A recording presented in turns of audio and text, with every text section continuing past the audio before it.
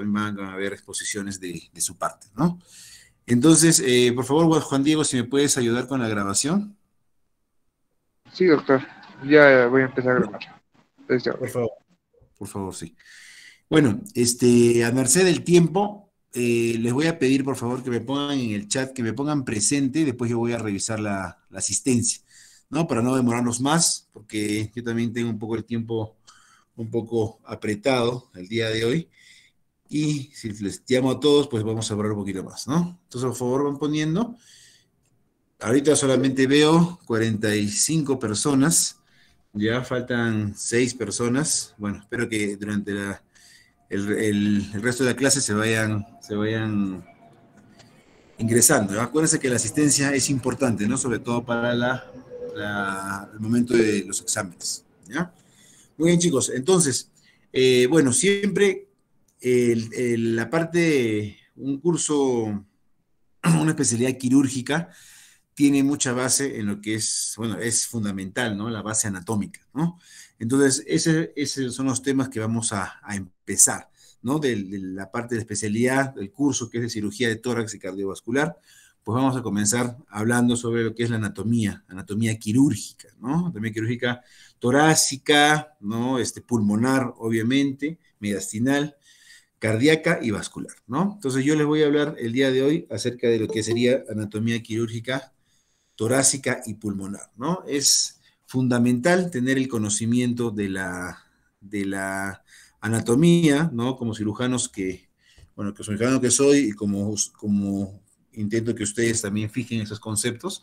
Sin base anatómica, pues no hay un adecuado desarrollo, ¿no? De una especialidad quirúrgica, ¿no? Si queremos hacer cualquier tipo de intervención, ¿no? Quirúrgica, tenemos que saber, pues obviamente, cómo abordar una cierta estructura, tenemos que abordar una cierta cavidad, tenemos que ver qué cosa vamos a encontrar, tenemos que tener el conocimiento. Si queremos hacer una resección pulmonar, tenemos que saber exactamente dónde están localizadas las estructuras, ¿no? Los vasos, ¿no? Los bronquios, ¿no? Donde aquí queremos, obviamente, abordar y disecar y, bueno, obviamente trabajar para la cirugía, ¿no?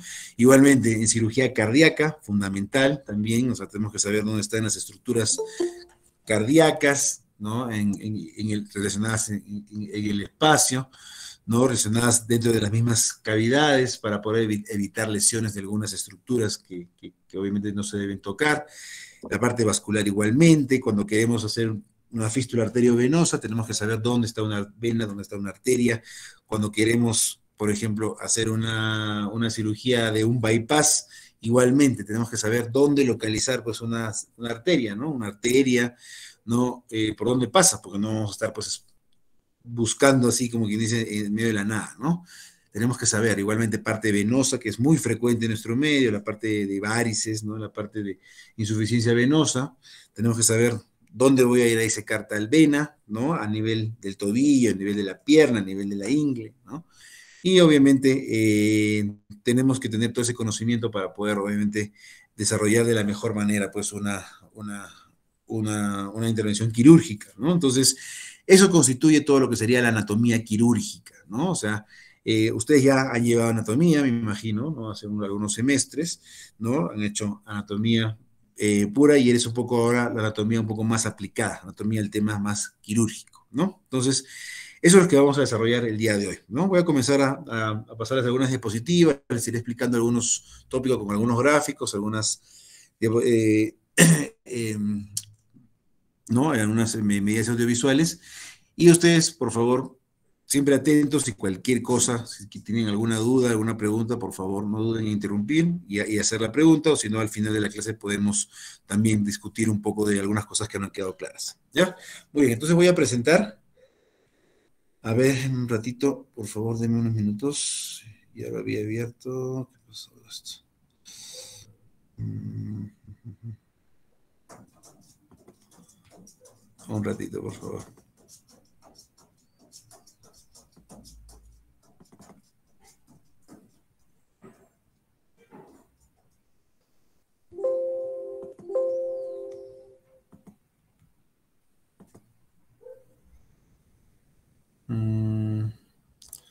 Sé por qué no me está. Ah, está. Esto.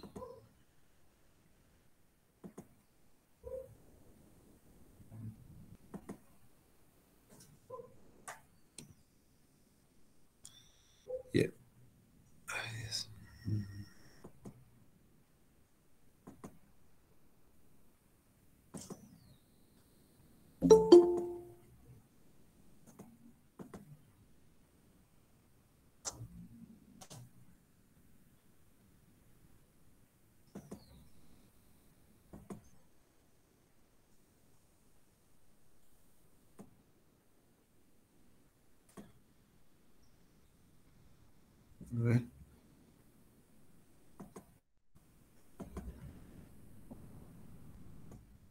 ¿Se llega a ver la presentación de Sí, doctor. PowerPoint? Sí, Y ya, lo pongo en modo presentación. Ahí está bien, ¿no? sí, doctor, mejor. Muy bien, perfecto. Ok, muy bien, chicos. Entonces comenzamos con lo que les estoy indicando. ¿Ya? Entonces vamos a hablar de todo lo que es anatomía quirúrgica del tórax y también parte pulmonar. ¿Ya? Les cuento, bueno, por ejemplo, ayer hicimos bueno, estos días he estado haciendo una cirugía, bastantes cirugías pulmonares, ¿no? Sobre todo pacientes con ciertos tumores, con el grupo de práctica les he mandado incluso algunas tomografías, ¿no? De algunos casos que hemos tenido, que he operado hace un par de días, ayer y anteayer, ¿no? Entonces, he hecho lobectomías, ¿no? Y para las lobectomías, pues es fundamental tener, obviamente, en claro muy bien todo lo que es la anatomía pulmonar. ¿No?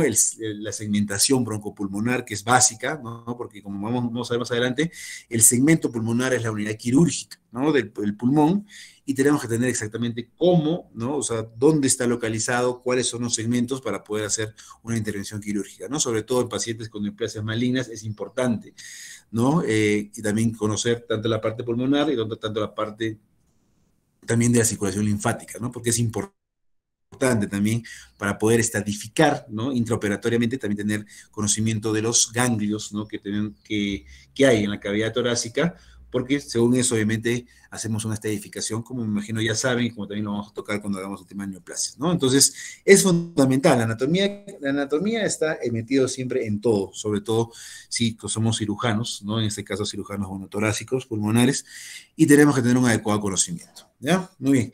Entonces, bueno, comenzaremos definiendo, ¿no? Bueno, algo que ya me imagino ustedes también conocen, ¿no? ¿Qué cosa es el tórax? ¿Qué cosa es la cavidad torácica? La cavidad torácica saben que es una cavidad anatómica, ¿no? Que está localizada, obviamente, entre el cuello, ¿no? entre la región cervical y el abdomen, ¿no?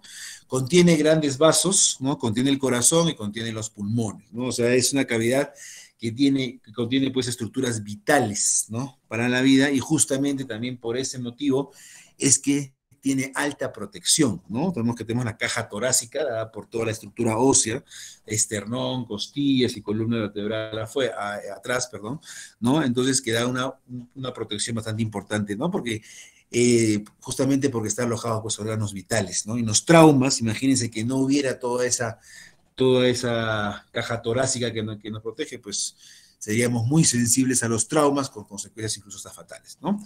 Por eso, acá, en uno de los primeras cosas que les quiero mencionar es la función, ¿no? Y de protección que tiene la caja torácica. La caja torácica, que ya le mencioné, la parte ósea y también los músculos, protegen todas las estructuras vitales que se localizan en el tórax. Igualmente da soporte, la caja torácica proporciona un soporte muscular para los miembros superiores, ¿no? Acuérdense todo lo que es la cintura escapular, ¿no? Obviamente está de base de asiento en la región torácica, ¿no? Igualmente es un ejemplo de canalización porque proporciona pues un canal, ¿no? Entre una abertura superior, lo que es la parte cervical, que viene obviamente también de la parte de la cabeza, ¿no? Y luego se va hacia una zona inferior y también tiene un mediastino central, como vamos a ver posteriormente, ¿no? En el tórax es un excelente ejemplo de segmentación, como vamos a ver, ¿no? Sobre todo la parte pulmonar, la parte mediastinal.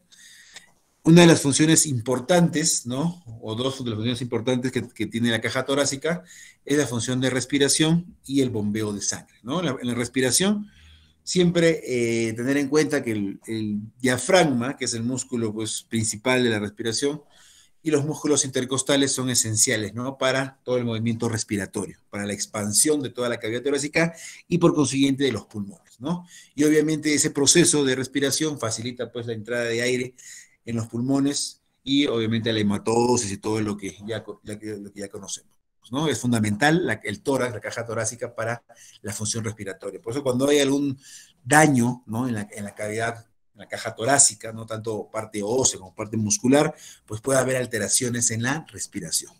Y también en el bombeo de sangre, ¿no? El bombeo de sangre, sabemos que el tórax contiene el corazón, que va a bombear sangre a través de las circulaciones pulmonar y sistémica, que también son importantes de conocer, ¿no? Entonces, todos esos puntos son importantes, ¿no? En todo lo que es la parte, conocimiento de la parte de la región torácica. Acá un gráfico bastante sencillo para comenzar, ¿no? Donde vemos pues acá las estructuras intratorácicas, acá tenemos los dos pulmones, tenemos la tráquea, la carina, los dos bronquios, bronquio derecho, bronquio izquierdo, el corazón al medio, tronco pulmonar, tronco de pulmonar, la aorta que está cortada, ¿no? Y más o menos cómo son las relaciones, ¿no? A un esquema muy básico, ¿no? De cómo son las estructuras, las relaciones entre los órganos intratorácicos, grandes vasos, corazón y pulmones, ¿no? Igualmente, acá adelantando ya el pulmón derecho, que tiene 3 lóbulos, ¿no? Lóbulo superior, medio, inferior, y el lóbulo izquierdo que tiene 2, ¿no? Superior e inferior, ¿ok?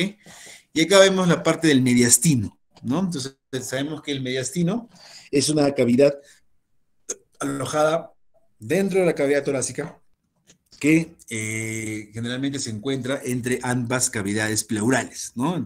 Dejando los pulmones de lado, el mediastino está hacia la zona central, ¿no? Y generalmente el mediastino también para ser estudiado tiene alguna división, obviamente una división pues imaginaria, ¿no? Esto no existe en la vida o en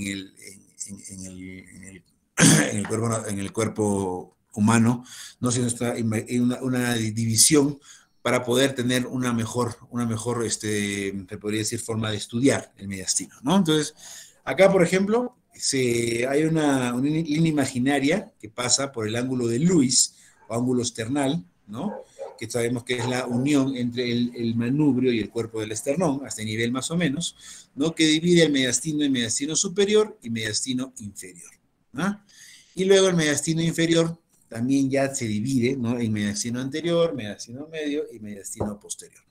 Esto es importante siempre para, sobre todo cuando tenemos alguna lesión mediastinal, ¿no? Describir dónde se encuentra localizado, en qué mediastino. Y luego, como vamos a ver también ya más adelante, cuando veamos, por ejemplo, el tema de tumores mediastinales, según la localización del mediastino, ¿no? Donde está localizado pues, la lesión, pues tenemos también incluso hasta ciertas posibilidades diagnósticas más que otras, ¿no? Entonces, importante, miren con esta gráfica, que es una gráfica también bastante sencilla, ¿no? Ángulo external, mediastino superior, mediastino inferior, que continúa acá con la región cervical y eso continúa con la región diafragmática, el mediastino inferior, y todos los órganos localizados en ella, ¿no? Este, por ejemplo, es la aorta, que es mediastino posterior, el corazón, mediastino medio, y todas las zonas prepericárdica, ¿no? Es mediastino anterior, ¿ya? Muy bien. Entonces, vamos a ver un poquito de anatomía de superficie. La anatomía de superficie es la anatomía que nosotros vemos a simple vista cuando evaluamos a un paciente, ¿no? Cuando evaluamos a un paciente para poder hacer una evaluación, un examen físico, clínico, ¿no? Por cualquier tipo de evaluación, va a haber ciertas estructuras que nos van a ayudar a poder proyectarnos, ¿no? Hacia estructuras o órganos que están obviamente en este caso, intratorácicos, ¿no?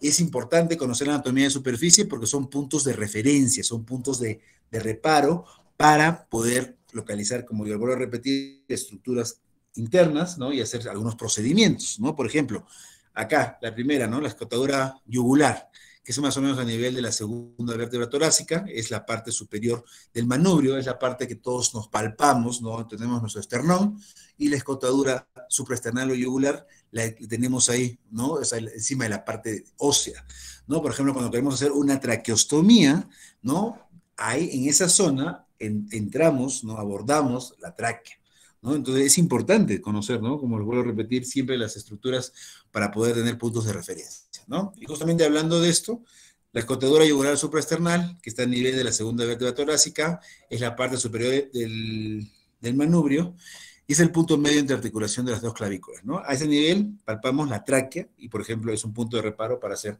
una traqueostomía, por ejemplo, ¿no? Que es una estructura, bueno, es un procedimiento que más lo hacen los cirujanos de cabeza y cuello, pero también nosotros como cirujanos de tórax y cirujanos en general podemos hacer en algún momento y es importante tener el reparo anatómico para poder hacerlo con seguridad y evitar, obviamente, algún tipo de daño en otra estructura, ¿ya?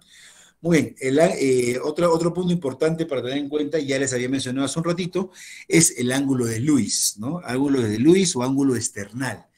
Esto está localizado, es la zona de articulación entre el manubrio external y el cuerpo external, ¿no? Ya les mencioné que es una línea, pasa por ahí una línea divisoria imaginaria entre el mediastino superior e inferior, y esto es importante. es el lugar de articulación de las segundas costillas. Igualmente, todos nosotros, ustedes mismos se pueden palpar, el ángulo de Lewis es la zona un poquito más protruida que tenemos a nivel, ¿no?, de la zona del esternón. Y ahí coincide con la articulación de las segundas costillas. Entonces, es importante para poder contar las costillas y los espacios intercostales, ¿no? Cuando, por ejemplo, queremos hacer algún procedimiento, ¿no?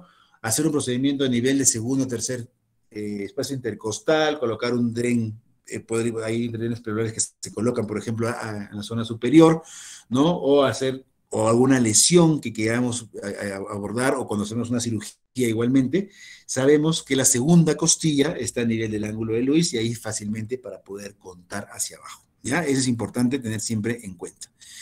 El pezón más o menos siempre coincide con lo que es el dermatoma T4, ¿no? Aproximadamente pues cuarta costilla, cuarto espacio intercostal, sobre todo en varones es un poco más sencillo, ¿no? Mujeres a veces por que tienen una glándula mamaria un poco grande es un poco difícil, no coinciden muy bien, pero para varones sí, más o menos se proyecta bastante bien con el dermatoma T4, y esto coincide con el nivel de la cúpula del diafragma en el lado derecho, ¿no? Acordémonos, como hemos visto en la gráfica, miren acá en esta gráfica, la cúpula diafragmática, generalmente la parte anterior, ¿no?, es mucho más alta, y luego presenta ya una curvatura hacia la zona posterior, ¿no? Entonces, esta zona más alta generalmente coincide con lo que es el cuarto espacio intercostal a nivel del pezón.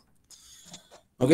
En la parte inferior del esternón tenemos una estructura que también ustedes me imagino conocen, que es el apéndice o apófisis sifoides. Es la extensión inferior del esternón y generalmente sirve para punto de inserción anterior del diafragma.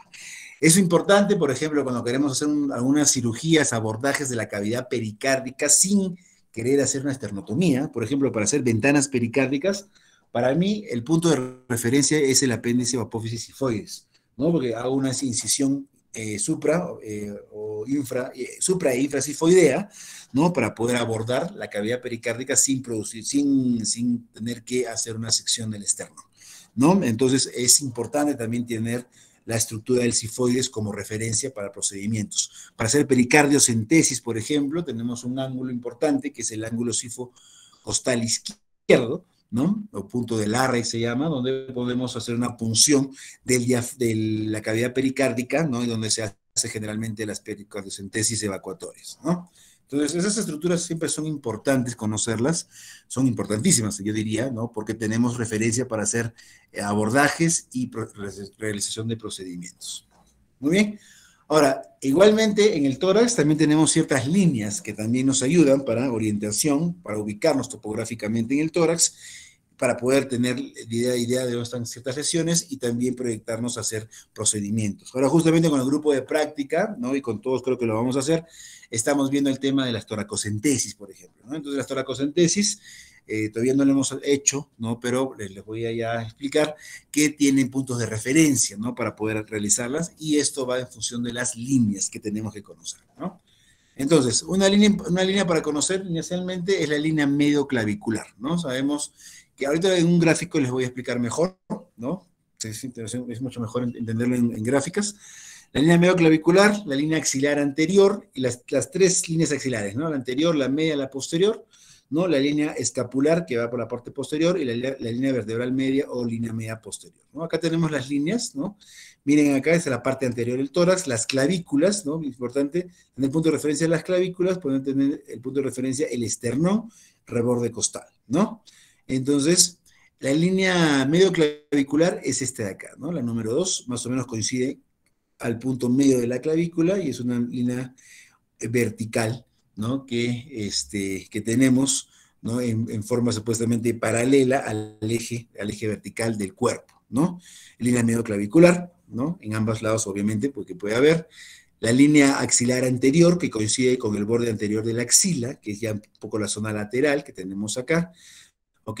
Y acá también nos indican, pues, esta de acá es la línea medio external, ¿no? Cuando queremos hacer, por ejemplo, una incisión para abordar cavidad pericárdica, ¿no? O mediastino anterior, hacemos una incisión acá a nivel de la línea medio external, ¿no? Cuando queremos colocar algún tubo de drenaje, acá en la parte anterior, segundo, tercer espacio intercostal, línea medio clavicular. Y acá la línea axilar anterior nos sirve como punto de referencia para colocar drenes pleurales también a nivel en la zona lateral del tórax, ¿no? Se puede decir la aplicación clínico-quirúrgica de estas líneas, ¿no? Y acá ya también lo que sabemos, ¿no? Área supraclavicular, lo que está encima de la clavícula, área infraclavicular, que es esta zona de acá.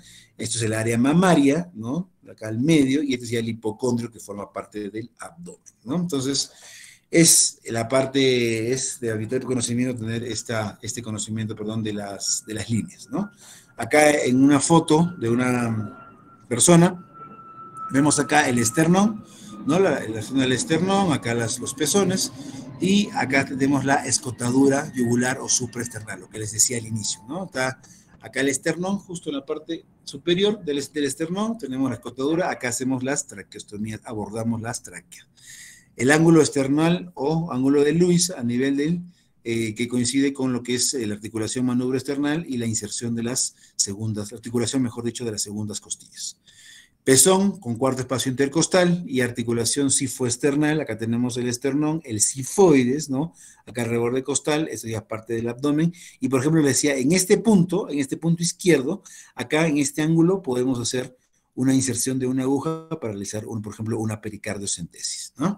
Esa es la aplicación de estas estructuras que tenemos que conocer. En la parte lateral del tórax, ¿no? Tenemos igualmente, en función de la axila, ¿no? Vemos que acá la axila, con el brazo levantado, hace un hueco, ¿no? El hueco axilar, y que a partir de ella salen tres líneas, ¿no? Todo lo que es la línea axilar anterior, la que coincide con el borde anterior del hueco axilar, la línea axilar posterior, que es con el borde posterior, y al medio, más o menos, una línea axilar media, ¿no? Eso también nos ayuda para poder siempre tener localización de lesiones y poder también realizar ciertos procedimientos importantes en la práctica, como por ejemplo la colocación de drenes pleurales. Acá igualmente, la cara lateral, tenemos acá, ¿no? Línea axilar anterior, línea axilar media, línea axilar posterior. En la parte posterior del tórax también hay ciertas líneas, bueno, un poco ya menos, te podría decir menos, de menor importancia entre comillas, ¿no? Porque hay algunas que sí son, pero también es bueno conocerlas. Las más importantes, sobre todo acá, ¿no? Acá tenemos la línea vertebral media, ¿no? Que es esta de acá, ¿no? Que es la parte que coincidiría con la línea medio esternal, ¿no? Y luego tenemos lo que es las líneas escapulares, ¿ya? Línea escapular y línea infraescapular, todo va en función de las escápulas, ¿no?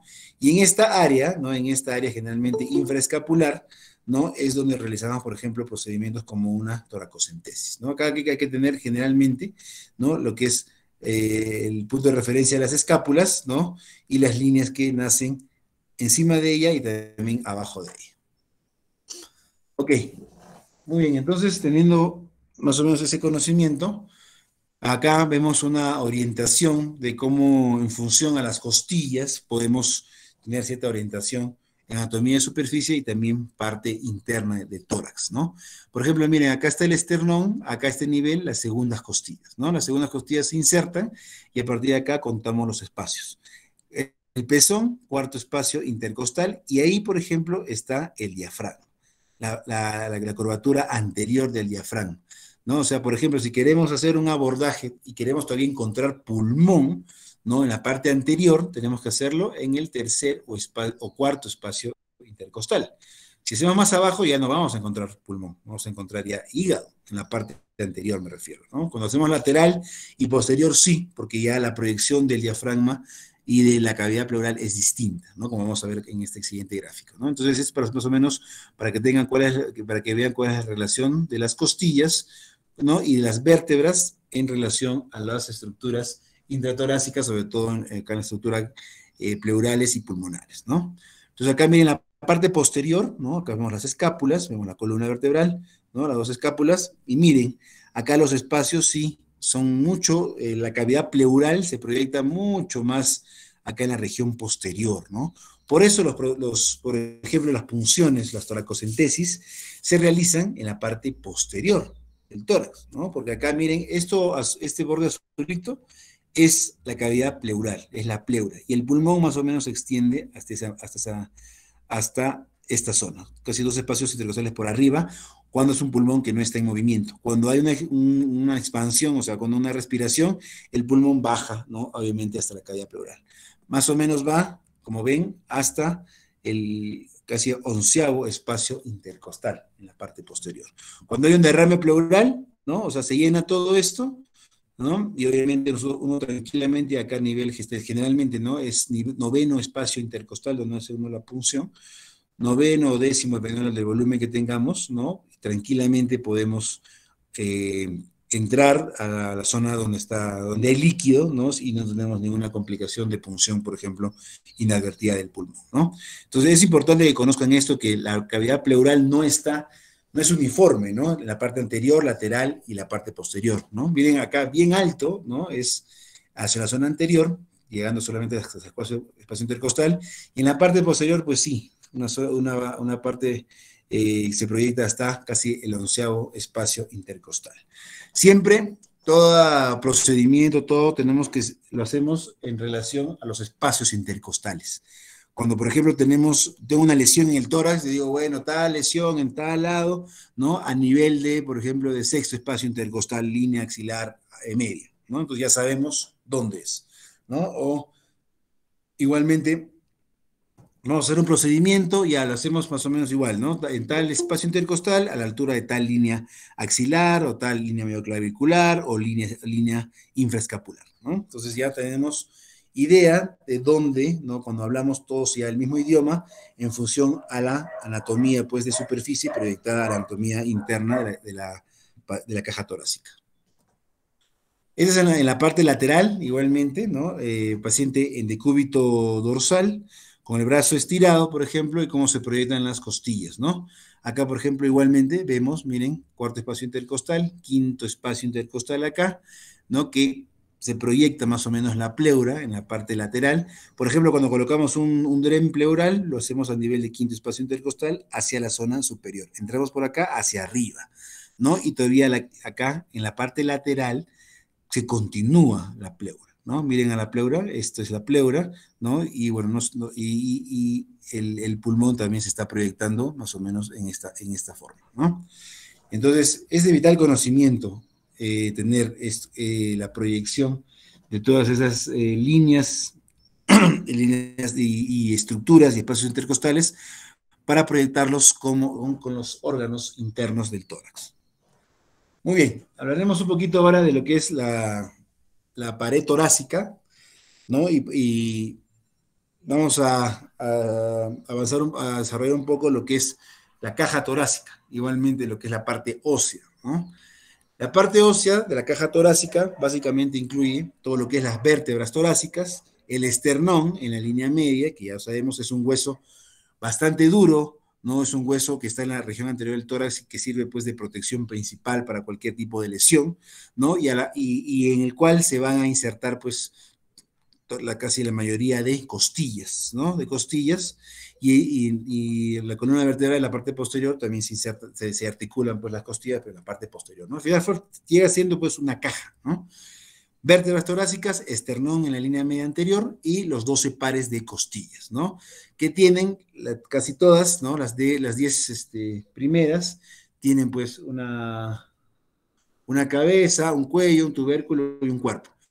Luego las 11 y las 12 generalmente son flotantes y no tienen cuello ni tubérculo, ¿no?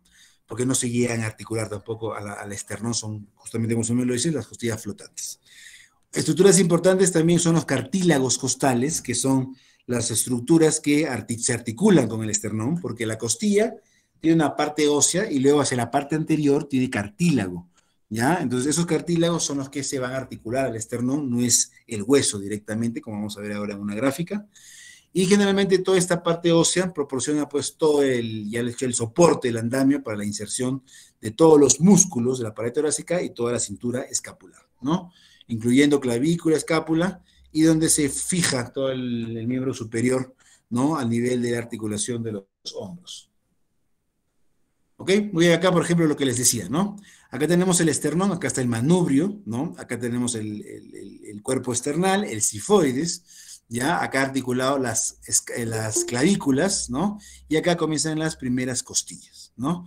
La primera costilla hasta la Séptima, generalmente se insertan directamente al esternón, son las costillas verdaderas, ¿no? Y luego ya vienen las costillas falsas, que generalmente son la octava, la novena y la décima, que se unen a través de un cartílago común y se unen al esternón, o también pueden unirse hacia el séptimo cartílago costal, y la 11 y la 12 que no se llegan a unir, ¿no? Que son las flotantes, que solamente están articuladas en la región posterior y no llegan a unirse en la zona anterior, pues al esternón, ¿no?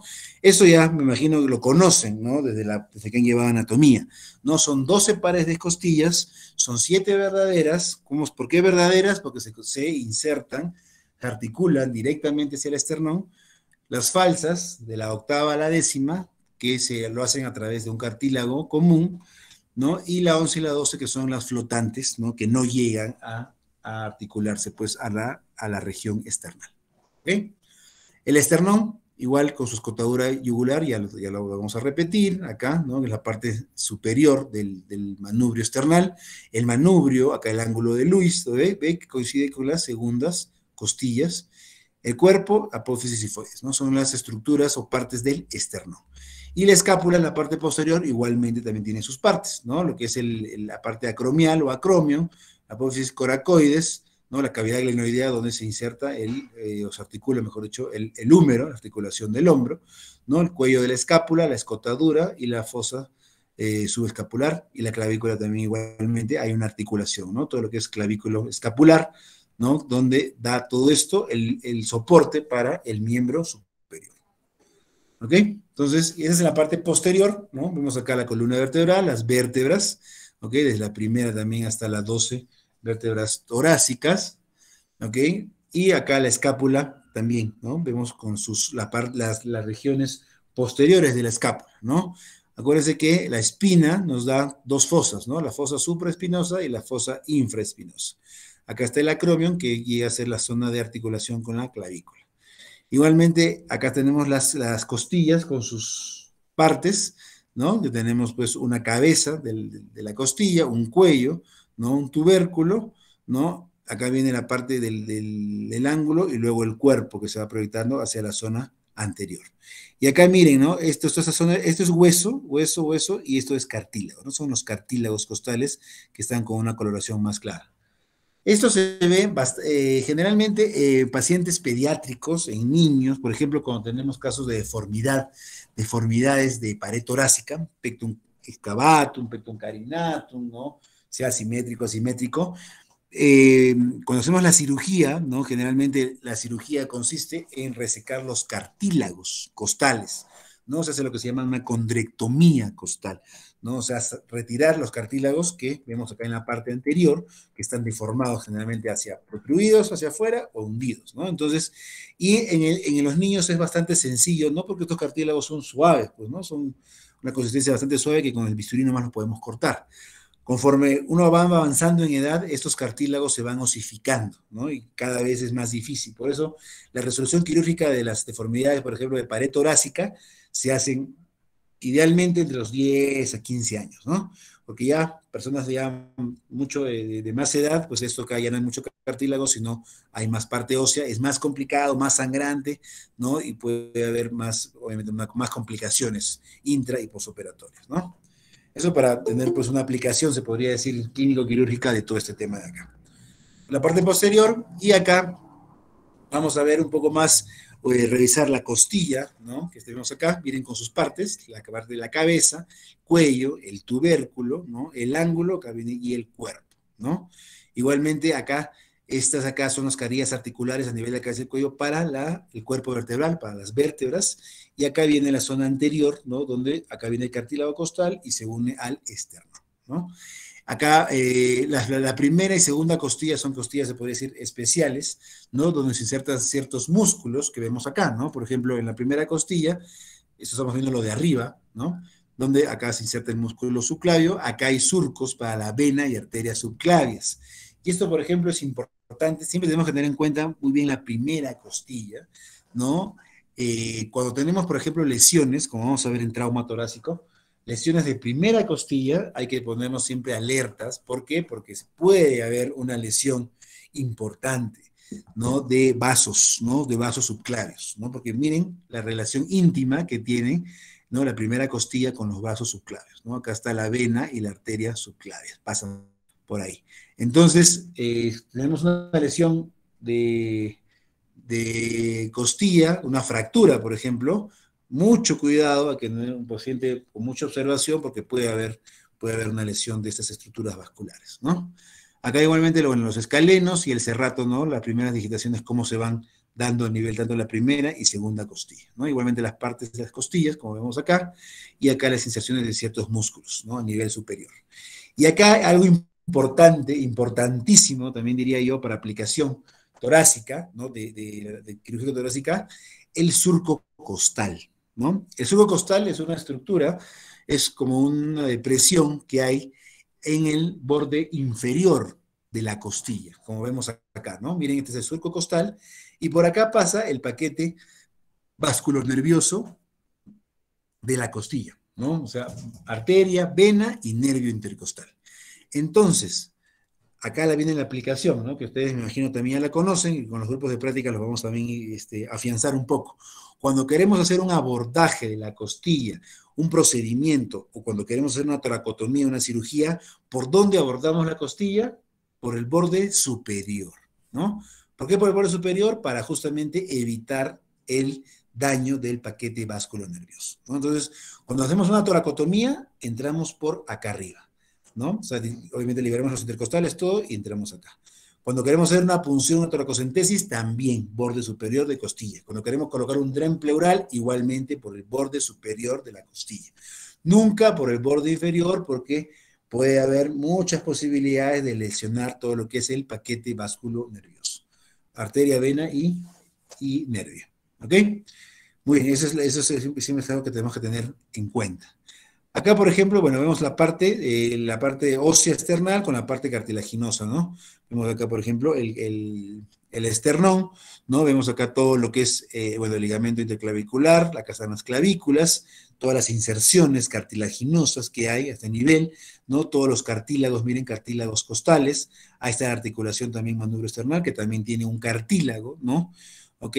Y todos los ligamentos, ¿no? Articulares a nivel de esternocostales. ¿Ok?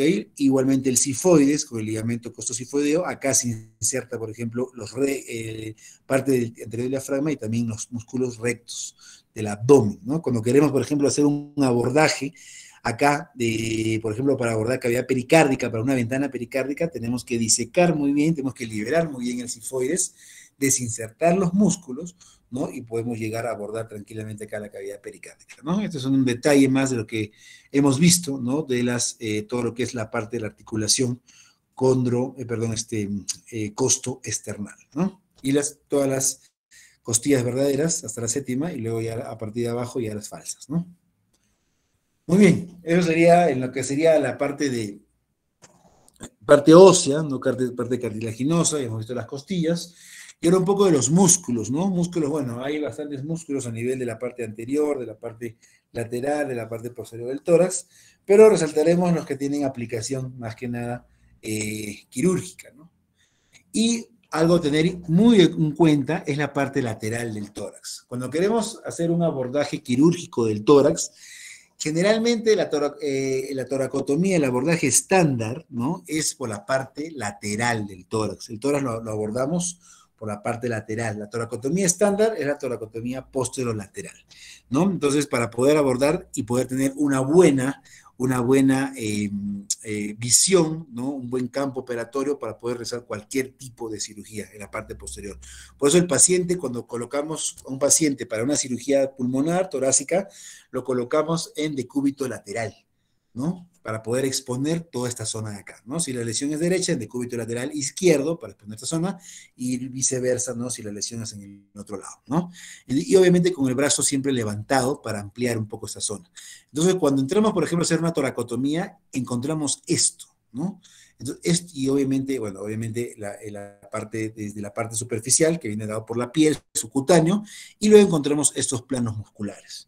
Generalmente el dorsal ancho, que es este músculo, un músculo bastante grande, que va casi toda la parte lateral del tórax, que es un músculo que tenemos que seccionar sí o sí, si queremos abordar la parte de que vamos a entrar a hacer una toracotomía, ¿no? El dorsal ancho se tiene que abordar sí o sí y lastimosamente se tiene que seccionar.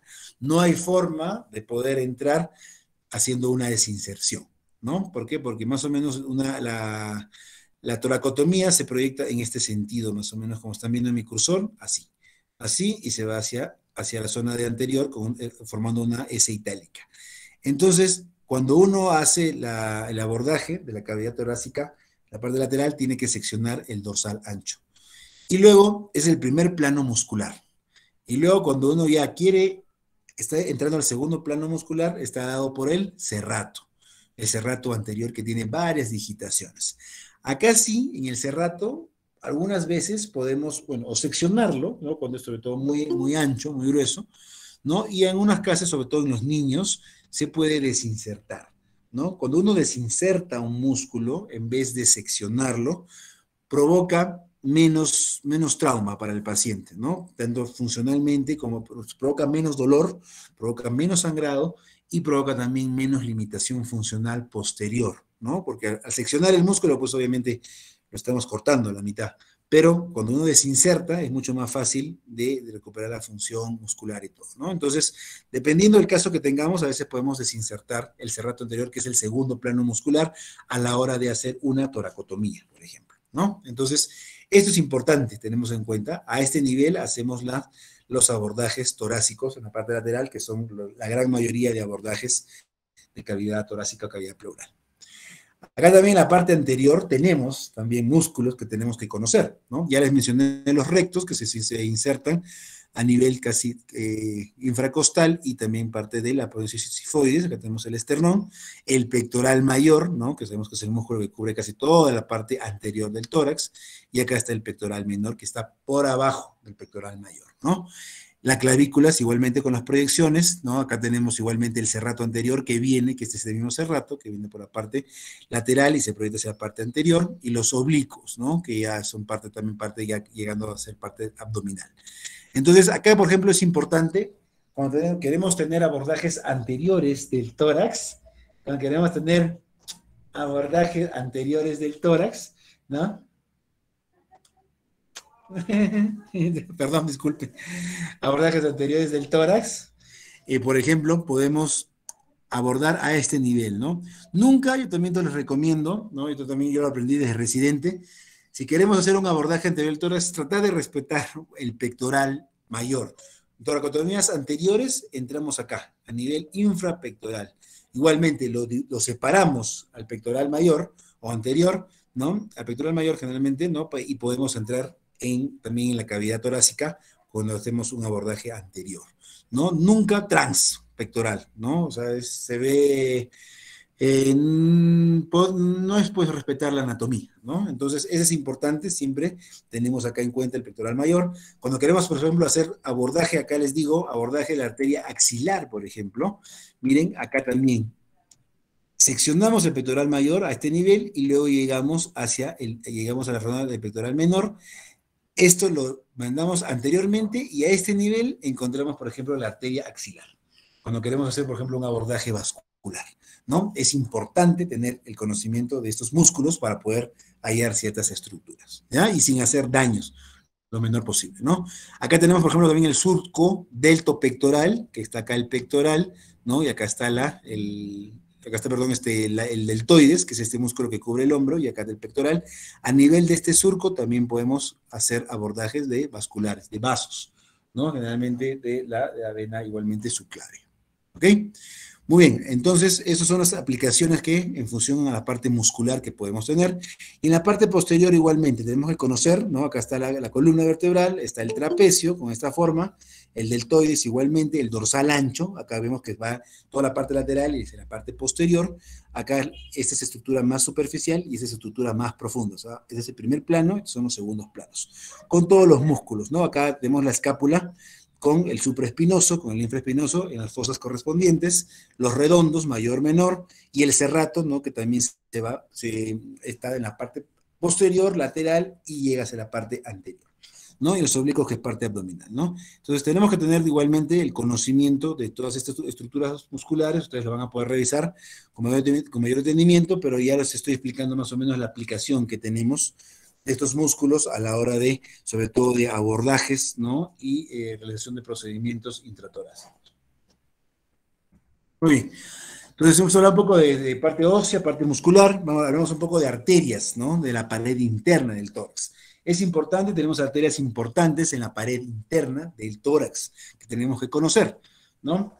Acá, por ejemplo, en primer lugar, la arteria torácica interna o mamaria interna. Me imagino que la han escuchado, ¿no? La mamaria interna. Es una arteria que se origina de la arteria subclavia, ¿no? Se termina dividiendo en dos arterias, la epigástrica superior y la musculofrénica. Es una arteria que recorre la parte posterior, ¿no? De la parte del esternón, ¿no? Hacia la zona lateral, ¿no? Y, por ejemplo, ¿cuál es tenemos que tenerla muy en cuenta? Por ejemplo, si hacemos un abordaje external, ¿no? Anterior de la cavidad torácica para cirugía cardíaca o cirugía mediastinal clásica, tenemos que evitar lesionar esta arteria, ¿no? Uno, porque por el sangrado que se produce, y otro, porque también podemos provocar, pues, una alteración en la irrigación del esternón. Entonces, la mamaria interna generalmente discurre hacia los lados del esternón, ¿no? En forma igualmente vertical, ¿no? Entonces, cuando hacemos una esternotomía, por ejemplo, siempre mantener la línea media, no irnos a los costados, porque podemos hacer una lesión de la mamaria interna. Y si hacemos hay abordajes, por ejemplo, de esternotomía transversa. Yo prácticamente ya no hago, casi ya no se hace muy poco, ¿no? Esternotomía transversa, pero si hacemos alguna oportunidad, tenemos de hacer una esternotomía transversa, tenemos que ligar las mamarias, ¿no? Pues no se va a provocar un sangrado, pues, terrible, ¿no? Eso tenemos que tener en cuenta por dónde discurre para evitar, obviamente, su daño, o si tenemos que hacer el abordaje sí o sí, tenemos que, obviamente, hacer la ligadura, ¿no? Quirúrgica, para evitar, pues, un sangrado no previsto, ¿no? Y otra aplicación importantísima de la mamaria interna, cuando hagamos el tema de patología coronaria, quirúrgica, cuando hagamos el tema de bypasses, me imagino ustedes han escuchado, bypasses aortocoronarios en pacientes con enfermedad coronaria.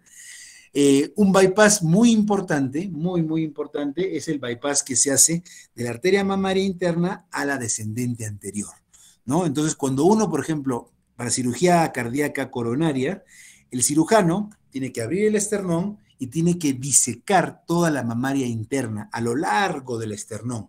Nosotros conocemos, se podría decir en formas prácticas, cómo bajar la mamaria, ¿no? El cirujano que entra tiene que bajar la mamaria, disecar toda la mamaria, se podría decir, sacarla de todo su lecho, ¿no? Que está ahí retroesternal, descolgarla, y esa arteria se va a anastomosar, vamos a hacer la anastomosis quirúrgica a la descendente anterior, ¿no? Entonces, esa es la aplicación, se podría decir, clínico-quirúrgica de la mamaria interna, ¿no? Las arterias intercostales, igualmente tenemos que tener conocimiento, todas las costillas tienen arterias intercostales, ¿no? Acá sí son círculos que se van dando, no todas nacen de un solo, dependiendo de la parte posterior o de la parte anterior, nacen de diferentes zonas, ¿no? Por ejemplo, acá las dos primeras ramas posteriores derivan de la rama intercostal superior del tronco costocervical y las 9 inferiores de la aorta torácica. Estas se van a anastomosar con ramas anteriores, ¿no? O sea, se forma todo un círculo, ¿no? Porque la costilla es como un semicírculo, ¿no? Entonces las arterias van por la parte posterior, por la parte anterior, y se llegan a anastomosar. Por eso, cuando se produce, pues, un trauma torácico con una lesión de la arteria intercostal, generalmente no se produce, pues, una necrosis importante de la costilla, en las estructuras circundantes, ¿no? Porque siempre hay una buena circulación colateral. Pero obviamente no hay que lesionarla, pues, ¿no? Si hacemos, mejor nosotros, un procedimiento quirúrgico o un procedimiento de diagnóstico, no lo vamos a lesionar, ¿no? Si es que se produce por un trauma, obviamente, pues, no, ya eso no es algo que no se puede controlar, ¿no? Entonces tenemos que tener en cuenta esto, ¿no? Se anastomosan con ramas anteriores que son derivadas de la arteria mamaria interna. La mamaria interna da ramas para las intercostales, sobre todo las superiores, ¿no? De primera a la sexta. De la rama musculofrénica dan del séptima a la novena. Y los espacios más inferiores, ¿no? Décimo, onceavo, solamente tienen ramas posteriores, ¿no? No llegan a ser, porque justamente son las costillas flotantes. La arteria subcostal, que discurre por el borde inferior de la 12ª costilla, que viene directamente de la aorta, y la arteria pericardiofrénica, que viene de la mamaria interna y que acompaña al nervio frénico, generalmente va en la zona lateral del pericardio. Cuando, por ejemplo, hacemos un abordaje, ¿no?, de la cavidad torácica pleural, vemos el pericardio, ¿no? Tengo también algunas fotos que les voy a enseñar. Cuando hacemos una toracotomía, izquierda o derecha, vamos a ver el corazón, pero obviamente a través del pericardio, y vamos a ver el nervio frénico también. Y el nervio frénico discurre, se ve clarito, es un cordón, bueno, cuando la anatomía está conservada, cuando no hay un proceso inflamatorio importante, vemos cómo discurre la arteria, ¿no? La arteria pericardiofrénica y el nervio frénico juntos en un paquete que va al costado de lo que sería el pericardio, ¿no? Por eso el pericardio nunca se debe abrir en forma transversal.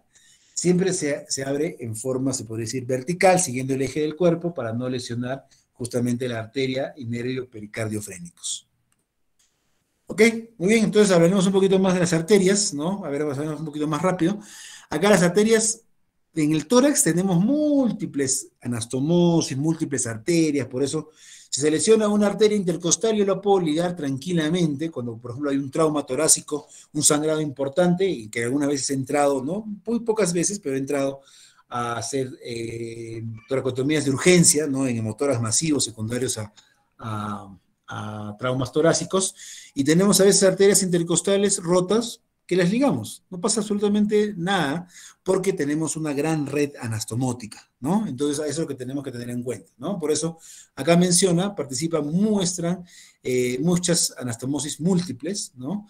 De la aorta, de la aorta torácica, por ejemplo, se originan las intercostales posteriores, de la tercera a la onceava, y la subcostal, ¿no? Generalmente son las intercostales posteriores, la subcostal, y de la aorta abdominal generalmente dan las diafragmáticas o frénicas inferiores, ¿no? Esas son las ramas que da la aorta, ¿no? Para la zona interna del tórax, ¿no? Acá, por ejemplo, tenemos el músculo diafragma con sus hiatos, ¿no? El hiato esofágico, el hiato aórtico, ¿no? Acá está la aorta abdominal, ¿no? Que es posterior, y vemos acá que de la aorta abdominal da las ramas frénicas inferiores que se encargan de toda la irrigación de toda la cara inferior del diafragma. Igualmente acá miren la aorta torácica que da en las ramas, ¿no? Las ramas intercostales posteriores izquierdas, intercostales posteriores derechas, ¿no? Acá está la columna vertebral, la médula espinal, los músculos, y acá, ¿no? Vemos cómo estas ramas intercostales posteriores se van a anastomosar después con las intercostales anteriores. Esta es la mamaria interna, miren, mamaria interna, esternón. ¿Ya? Acá está el esternón, en la parte lateral, ¿no? del esternón está la mamaria interna discurriendo en ambos lados, y que también da ramas intercostales anteriores que se anastomosan con las intercostales posteriores, ¿no? Ven cómo se forma todo un círculo anastomótico, ¿no? Entonces, por ese motivo, pues, generalmente no hay alteraciones muy importantes en la irrigación cuando hay lesión de ciertos vasos. Acá igualmente, ¿no? Acá está la aorta directamente y la arteria intercostal, por ejemplo, en este caso la octava, ¿no? También ramas que van hacia la médula, ¿no? Las intercostales dan las ramas espinales que van a irrigar todo lo que es la médula espinal, ¿no? Esto sí es importante porque puede provocarse a veces alguna lesión de médula, ¿no? Isquémica, y podría haber alguna alteración neurológica cuando hay un daño muy importante, ¿no? A nivel vertebral o a nivel costal, un trauma muy severo. Pero si generalmente se mantiene, por ejemplo, si se rompe acá la arteria, queda la del otro lado, ¿no? Queda toda la circulación. Si se produce, obviamente, una sección, ahí sí pues puede haber un daño importante a nivel de circulación, ¿no? Ok, tenemos acá la arteria subclavia, igualmente, es una arteria también importante, porque da múltiples ramas, ¿no? A nivel de la región superior del tórax y a nivel de lo que es la articulación del hombro, ¿no? Da el tronco tirocervical, que vemos acá, por ejemplo, ¿no? Esa es la primera rama de la subclavia que da, ¿no? Después viene la arteria supraescapular, la escapular dorsal o posterior, ¿no? Después da el tronco costocervical, y que origina también múltiples ramas, incluyendo las intercostales, ¿no? Intercostales superiores y las intercostales posteriores.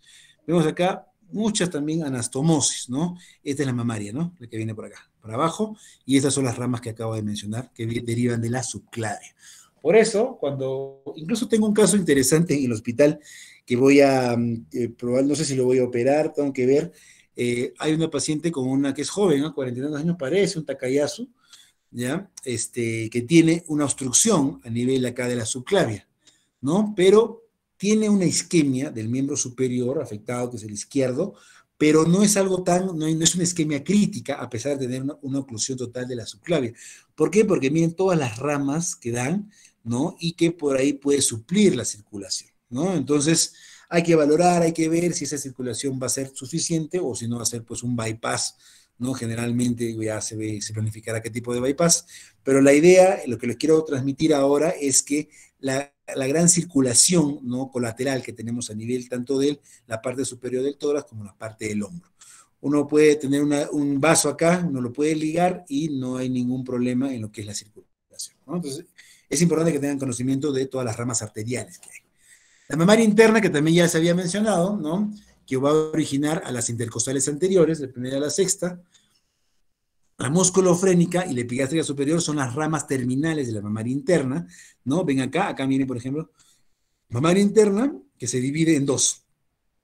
La musculofrénica y la epigástrica superior. Son las ramas terminales de la mamaria.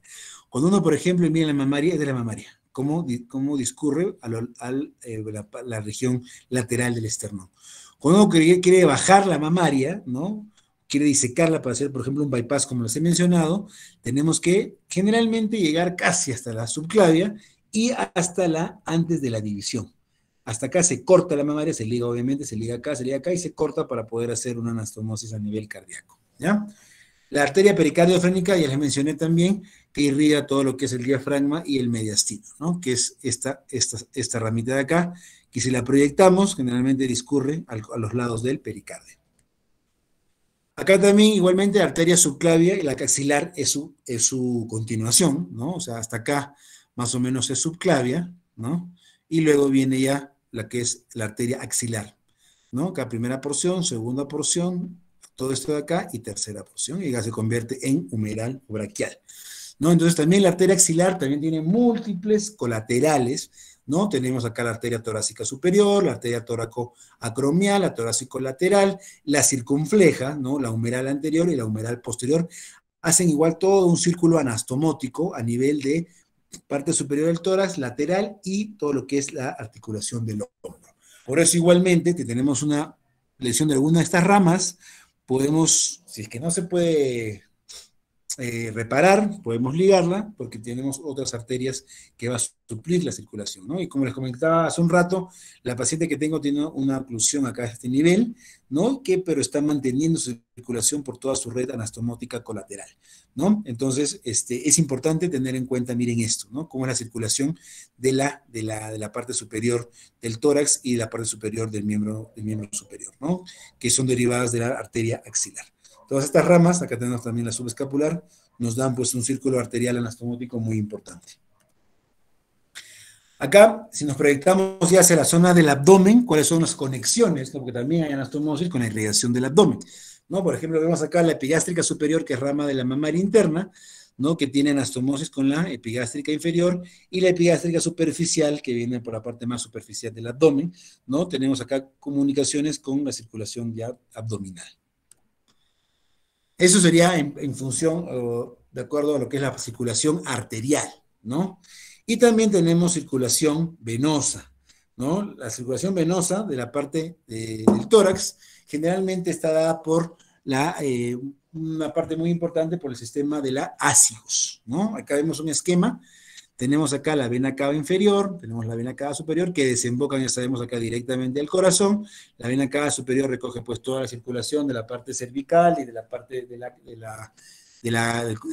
cara, ¿no? Y también obviamente la parte cerebral, y todo lo que es la cava inferior de toda la parte abdominal, pélvica y miembros inferiores, ¿no? Se llegan a juntar en estas dos grandes venas, desembocan directamente el corazón, pero la pared interna del tórax, toda la circulación interna del tórax, tiene un sistema paralelo que es el sistema de la ácigos, ¿no? Y que la ácigos desemboca directamente a nivel de la cava, ¿ok? De la cava superior.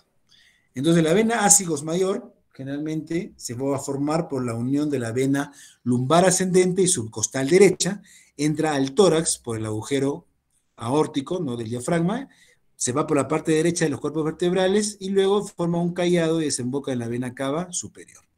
Las afluentes de la ácigos mayor generalmente son las esofágicas medias, las mediastinales o mediastínicas, bronquiales, intercostales, intercostal superior y las venas hemiácigos también, ¿no? La hemiácigos y la hemiácigos accesoria, que son las que vienen de este lado, ¿no? Esta es, miren, la hemiácigos accesoria y luego esta es la hemiácigos inferior, ¿no? Entonces todo esto recogen toda la parte de drenaje venoso de la parte del tórax, de la pared interna del tórax y desemboca en la ácigos y luego posteriormente en la cava. Acá igualmente el sistema del ácigos, acá está la ácigos mayor, miren cómo desemboca en la vena cava superior y esta recoge pues toda la circulación de toda la pared interna, tanto mediastinal como torácica. ¿Ok? Y acá la vena cava inferior también, ¿no? Vamos a ver un poquito más. Ese sería la ácigos mayor, ¿no? Y luego viene la vena hemiácigos, ¿no? La hemiácigos o ácigos menor inferior, que es esta de acá, esta, que se forma por la unión, igualito que en la ácigos, de la vena lumbar ascendente y subcostal, pero izquierdas, del otro lado, ¿no? Esta generalmente a nivel de pasa muy cercanamente a la vena ilíaca ilíaca primitiva y renal izquierda, generalmente cruza, ¿no? Acá a nivel de T8 o D8, cruza la vértebra, la parte anterior, y desemboca en la ácigos mayor, ¿no? Esta es la hemiácigos o ácigos menor inferior. Sus afluentes, igualmente esofágicas medias, mediastínicas e intercostales posteriores, ¿no? Todas las afluentes que tiene. Y la otra, hemiácigos accesoria o hemiácigos menor superior, que es esta de acá, ¿no? La número 2, generalmente va a cruzar la cara de la T7, más o menos, de la T7, y termina en la vena ácidos. Esta generalmente recibe de afluentes, las bronquiales, ¿no? Todas las venas bronquiales y también algunas mediastinales superiores. Este sistema ácigos generalmente es una vía alterna, como les dije, una vía alterna del drenaje venoso entre los sistemas de las venas cava inferior y superior, ¿no? E igual, algo más así como la porta en el abdomen, también es el sistema de la ácigos, ¿no? Y algo importante, por ejemplo, que tenemos que tener una aplicación clínico-quirúrgica, en el emitóras derecho, cuando queremos ubicar el hilio pulmonar para hacer, por ejemplo, una resección pulmonar, ¿dónde lo localizamos? Entre el ángulo formado por la vena cava superior y la vena ácigos. A este nivel, acá, en este angulito, encontramos el hilio pulmonar derecho, ¿ya? Es importante tener eso para poder saber dónde ubicar lo que les decía hace un rato, ¿no? Entonces, acá también igualmente un reparo, la vena ácigos formada por la subcostal derecha, lumbar ascendente, ¿no? Acá está la vena cava inferior y la lumbar ascendente izquierda y la subcostal izquierda forman la vena hemiácigos o ácigos menor inferior. En la parte superior, acá tenemos la cava superior, el tronco brachiocefálico, izquierdo, derecho, ¿no? La ácigos mayor, acá recibe todas, ¿no? las intercostales, y acá la ácigos mayor desemboca en la vena cava superior. La miácigos accesoria, o ácigos superior, menor, miren cómo se va formando y desemboca en la ácigos mayor, y la hemiácigos que viene por la parte de abajo también desemboca en la ácigos mayor, ¿no? Espero que esté claro cómo es el sistema de la ácigos y la hemiácigos. Es básicamente lo mismo, miren, igualito, como para reforzar la ácigos mayor que está a este nivel derecho y la hemiácigos accesoria que va a cruzar y desembocar acá, y la hemiácigos inferior que viene y desemboca también acá. Se encarga de toda bueno, ya repitiendo la gráfica, ¿no? Y con esto, más o menos, ya acabamos todo lo que sería la parte de parte vascular, ¿no? Tanto arterial como venosa, de la región del tórax, ¿no? La parte, lo más resaltante, ¿no? Lo que más interesa desde el punto de vista quirúrgico, ¿no? Es lo que se mencionó. No voy a hablar de la aorta, la pulmonar, eso lo vamos a hablar en parte quirúrgica cardíaca y parte quirúrgica vascular, ¿no? Porque esa es acá más que nada la parte de lo que es la parte torácica. Y muy bien, y algo importante, muy importante que tenemos que conocer, es lo que vamos a hablar ahorita a continuación, que es la anatomía quirúrgica pulmonar, ¿no? La anatomía quirúrgica pulmonar, ¿cuál es la importancia de esto, no? El conocimiento pleno de la ubicación correcta de todas las estructuras anatómicas pulmonares va a permitir al cirujano, obviamente, identificar primero, diferenciar lo patológico de lo normal.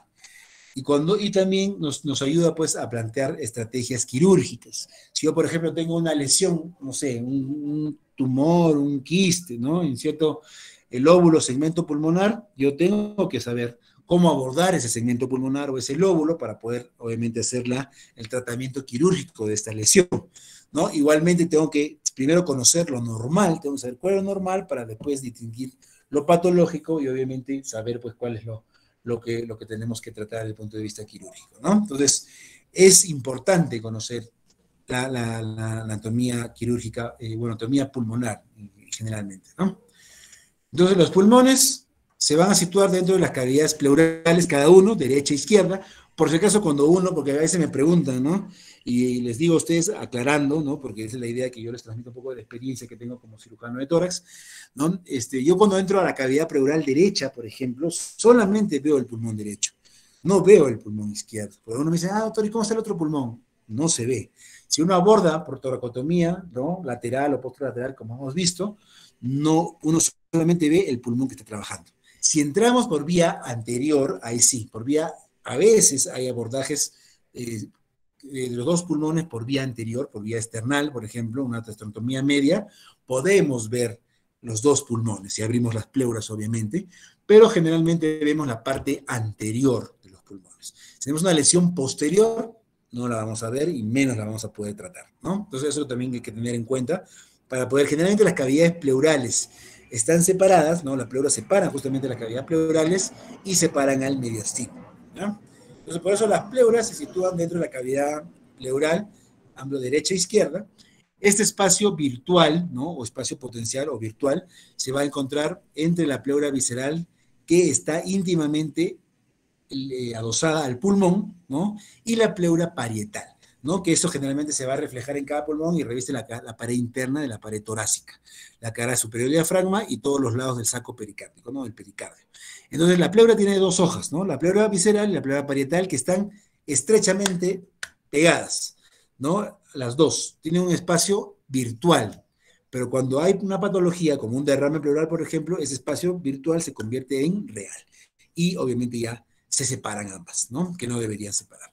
Normalmente en la cavidad pleural hay siempre una cantidad de líquido, justamente eso hablamos con sus compañeros de práctica del grupo en la clase pasada, ¿no? Que normalmente hay líquido pleural, ¿no? Aproximadamente, pongámosle unos 20 a 30 centímetros de constante recambio, ¿no? Es un proceso dinámico de producción y reabsorción, ¿no?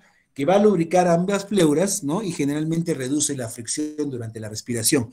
Ayuda a que ambas hojas de la pleura comiencen a moverse y permite el movimiento respiratorio con total normalidad y sin tener ningún tipo de molestias, ¿no? La pleura parietal es la que está ricamente inervada, es la que duele. La pleura parietal es la que duele. La pleura visceral no duele porque no tiene casi fibras receptoras del dolor, pero la pleura parietal sí. Está ricamente inervada con fibras aferentes de los nervios intercostales somáticos y del diafragma también, ¿no? Entonces hay que tener cuidado cuando uno, por ejemplo, infiltra un anestésico para un procedimiento, hay que infiltrar la piel muy bien y hay que infiltrar la pleura parietal, porque es lo que más duele, ¿ya? Hay que tener en cuenta eso, ¿ya? Muy bien. Acá, por ejemplo, vemos una vista anterior de los pulmones, miren cómo se proyecta, que hemos visto igual con las estructuras que hemos visto anteriormente. El pulmón acá está, el pulmón derecho, lóbulo superior, el lóbulo medio, que es anterior e inferior, y cachito del lóbulo inferior, que está más posterior, ¿no? Y cómo se proyecta, más o menos en expiración, hasta el sexto espacio intercostal en la parte anterior. El pulmón izquierdo, con sus dos lóbulos, ¿no? Lóbulo superior y lóbulo inferior, que hoy también se proyecta en el otro lado, y acá tenemos la escotadura cardíaca, ¿no? En el pulmón inferior, el pulmón izquierdo, donde se aloja obviamente el corazón y el saco pericárdico, ¿no? La parte posterior es lo importante, miren, acá está el pulmón y esto medio azulito es la pleura. La pleura, miren cómo se proyecta hasta abajo, ¿no? Entonces, acá tranquilamente hacemos punciones sin tener ningún problema cuando hay derrames pleurales, por ejemplo, ¿no? Miren cómo es la proyección de la pleura. No es uniforme, ¿no? Y si la vemos en forma lateral, siempre es mucho más en la parte posterior y mucho más arriba en la parte anterior. ¿Ok? Muy bien. Entonces, acá tenemos los pulmones, generalmente tienen 4 caras, se podría decir, ¿no? O 4 superficies. ¿no? Entonces, tenemos la parte de los ápex o vértice o ápice pulmonar, que es la parte superior, ¿no? Generalmente del lóbulo superior correspondiente, izquierdo o derecho, que se va a extender hacia el interior de la raíz del cuello. Generalmente llega hasta encima de las clavículas. Los vértices pulmonares a veces sobrepasan las clavículas. Por eso, mucha importancia cuando colocamos, por ejemplo, catéteres venosos centrales. Cuando colocamos catéteres venosos centrales hay que tener mucho cuidado de no lesionar los vértices pulmonares porque podemos provocar neumotórax, que es una complicación relativamente frecuente, ¿no?, de la colocación de catéteres centrales. Entonces hay que tener mucho cuidado, tener buenos reparos para evitar, porque el vértice del pulmón se extiende hacia la zona supraclavicular, ¿no?, que es los ápex o ápice pulmonar. La zona del ilio, ¿no?, son las estructuras mediales del pulmón, ¿no?, del cual generalmente están todas las estructuras importantes vasculares y respiratorias, como los bronquios, ¿no? Los ilios pulmonares, tanto izquierdo como derecho, son las zonas que conectan a los pulmones con la zona mediastinal y van directamente también relacionadas al corazón, como ya conocen, ¿no? Son los ilios. Son de vital importancia cuando tenemos que hacer resecciones pulmonares. Tenemos que abordar los ilios pulmonares para poder hacer la disección, ¿no?, y obviamente sección de las estructuras vasculares que queremos hacer. La cara costal se podría decir que es toda la parte lateral, ¿no?, que va hacia la zona de las costillas, que tiene una superficie anterior, lateral y posterior del pulmón, que está en contacto con los elementos costales de la caja torácica interna, y la cara diafragmática, que es la parte inferior del pulmón, ¿no?, que está en contacto con el diafragma subyacente, sea izquierdo o sea derecho, ¿no? Esas son las caras que tienen ambos pulmones. Y acá tenemos que, en confusión a lóbulos y cisuras, el pulmón derecho tiene 3 lóbulos, tiene 2 cisuras. La cisura oblicua mayor, ¿no?, que en la parte posterior va a dividir el lóbulo superior, eso vamos a hacer un gráfico, divide el lóbulo superior del inferior, y en la parte anterior divide el lóbulo medio del inferior. Y la cisura horizontal o menor, que divide el lóbulo medio del superior. Es en el pulmón derecho, 3 lóbulos y 2 cisuras.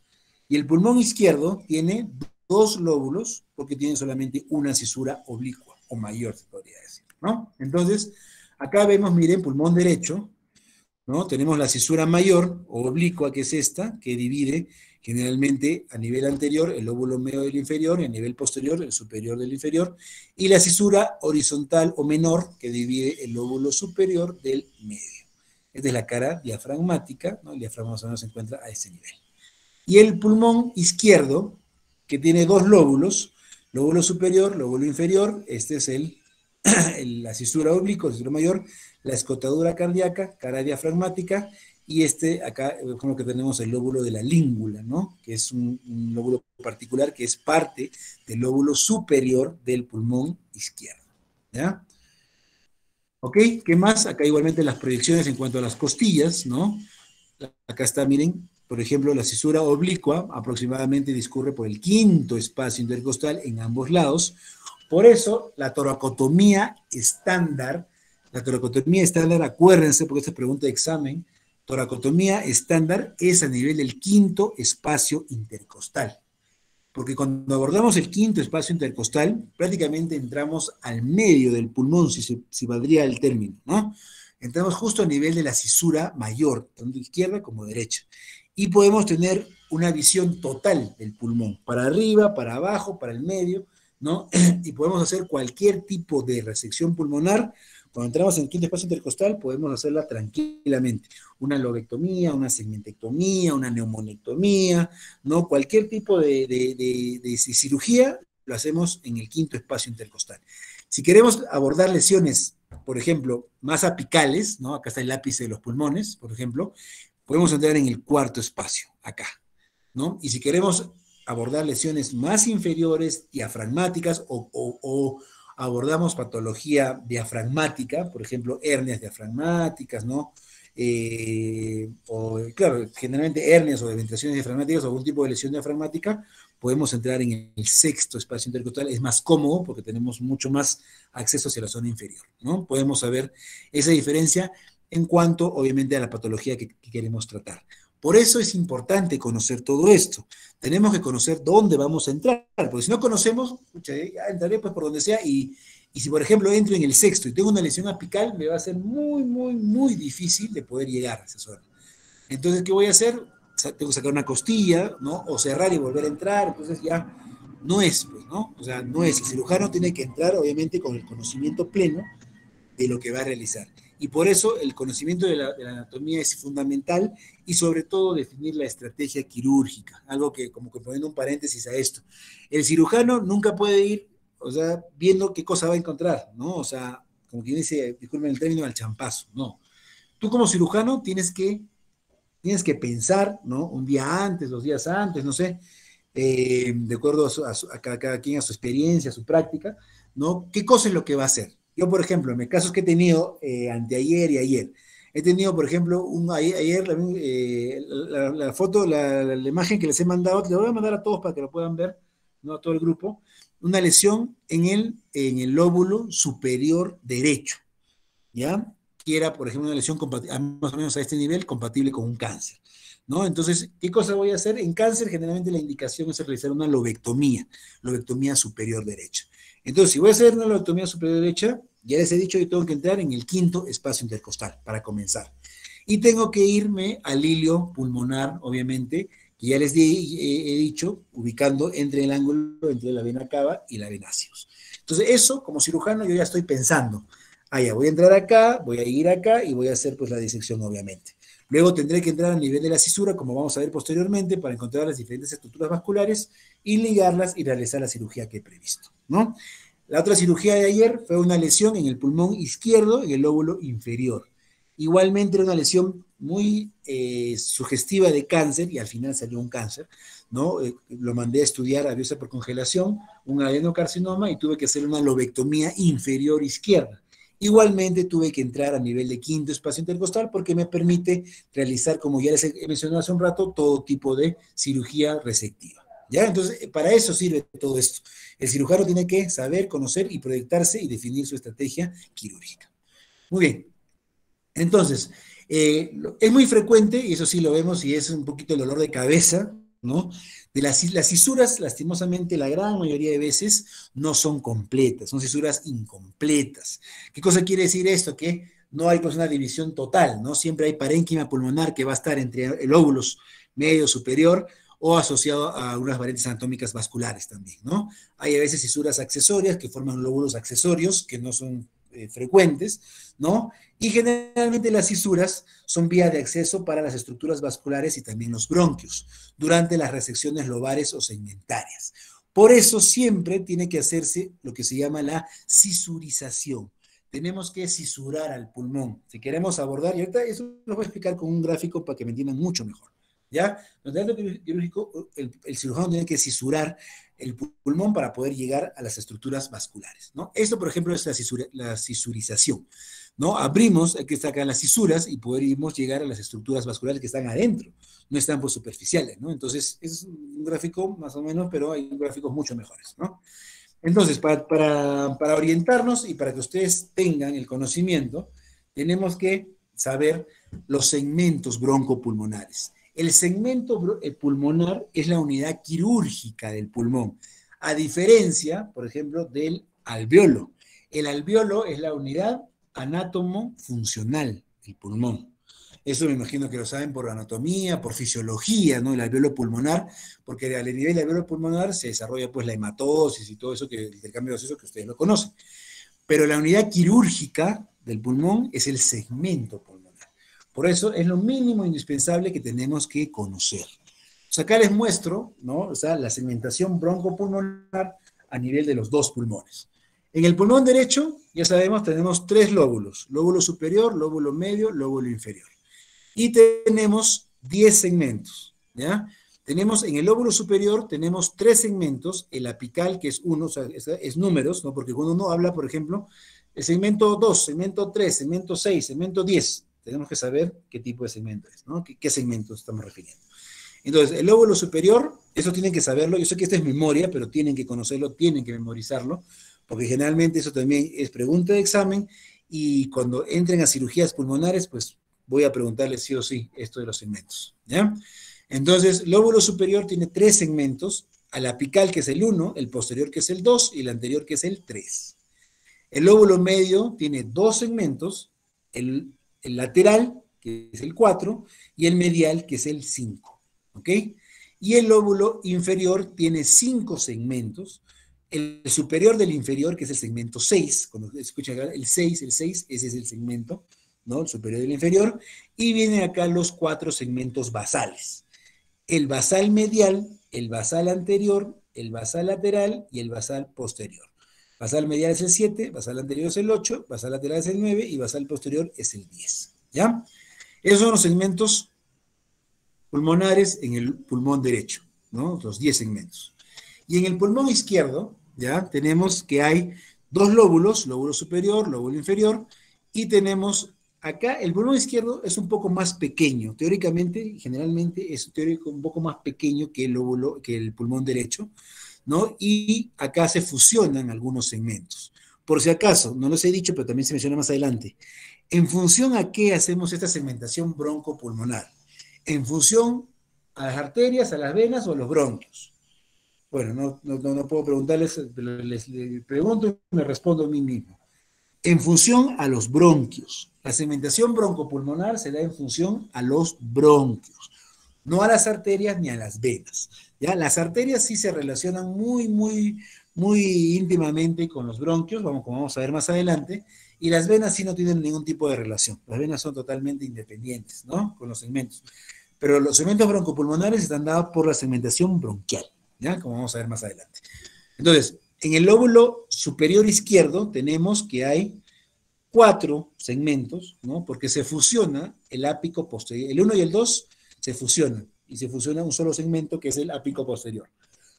Es el 1-2. Queda el anterior como 3, y acá viene, ya no hay lóbulo medio en el pulmón izquierdo, pero hay língula, ¿no? La língula sería el equivalente al lóbulo medio, se podría decir, ¿no? Y por eso hay superior de la língula, que es el 4, y inferior de la língula, que es el 5. Esos son los segmentos, ¿no? Broncopulmonares del lóbulo superior izquierdo. Y el lóbulo inferior mantiene el segmento 6, que es el superior del inferior, y acá los basales anterior y medial se fusionan, ¿no? Formando el segmento basal anteromedial, que es el 7-8, queda el lateral basal, que es el 9, y el posterior basal, que es el 10, ¿no? Esto sería la segmentación broncopulmonar del pulmón izquierdo, ¿no? Acuérdense, 10 segmentos acá y 8 segmentos en el pulmón izquierdo. Muy bien, y acá, para que puedan ver todo esto que les estoy indicando, ¿cómo está la segmentación? Lo que ya les he anticipado en función a los bronquios. Acá está el árbol bronquial, la tráquea, la carina, que es la zona de división, pulmón, bronquio derecho, bronquio tronco izquierdo, bronquio tronco derecho. Y acá comienza la segmentación, ¿no? Miren acá el bronquio lobar superior, que da el segmento 1, el segmento 2, el segmento 3, ¿no? Acá hay un tronco, ¿no? Se puede decir común, y luego da el bronquio para el lóbulo medio, ¿no? Para la lateral y para el medial. Y acá vienen el bronquio lobar inferior, que da igual para el 6 y todos los basales. Y en el izquierdo, igualmente lo que hemos hablado, ¿no? Acá viene el 1 y el 2, que vienen un tronco común, que se fusionaron, el 3, ¿no? Que es el anterior, acá viene el superior de la língula, el inferior de la língula, y acá viene el 6 igualmente, y acá tienen todos los basales. Acá está la segmentación broncopulmonar. Y acá para que puedan ver cómo, según el lugar donde vamos viendo a los pulmones, cuáles son los segmentos que vamos a observar, que vamos a identificar. Esta es una vista anterior, ¿no? En vista anterior, como ya creo que les he mostrado, vemos lóbulo superior, vemos lóbulo medio y un poquito del inferior, poquito, ¿no? Generalmente acá sí podemos ver, este es el apical, este es el posterior, poquito, y este es el anterior.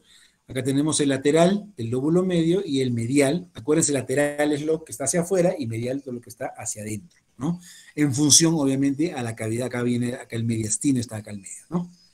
Y el 8, que es el anterior basal, porque es el que se ve en la parte anterior.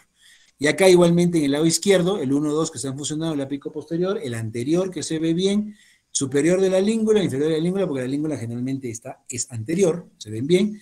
Y del lóbulo inferior solamente vamos a ver partecita del anterior basal, ¿no? Que es el 8, que es también fusión con el otro medial que no se llega a ver, ¿no?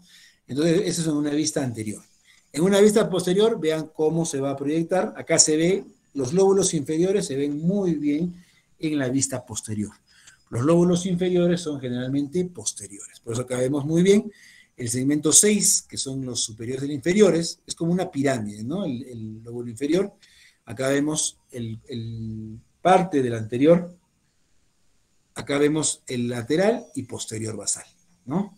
Y en la vista lateral, generalmente ya vemos acá igualmente, esto de acá, ¿no? Como el lóbulo superior con sus 3 segmentos, el medio, ¿no? Con sus 2 segmentos, y acá 4 segmentos del lóbulo inferior, porque faltaría el 7, pero el 7 lo vamos a ver por la cara mediastinal o cara medial, ¿no? Porque el 7, acuérdense que es el medial basal, ¿no? Y acá en este caso el 7 y 8 que están fusionados en el pulmón izquierdo. Esto, ustedes obviamente les voy a enviar esta exposición, van a poder revisar, ¿no? Ya les he explicado más o menos cómo es esto de la segmentación broncopulmonar, y ustedes obviamente ya lo van a leer con entendimiento. Les estoy mandando gráficas de todas las caras para poder identificar todos los segmentos broncopulmonares, ¿ya? Y esto es básicamente más de lo mismo. Vista anterior, lo que vemos, acá está el 1, acá está el 2, acá está el 3, está el 4, el 5 y parte del 8 en el pulmón derecho.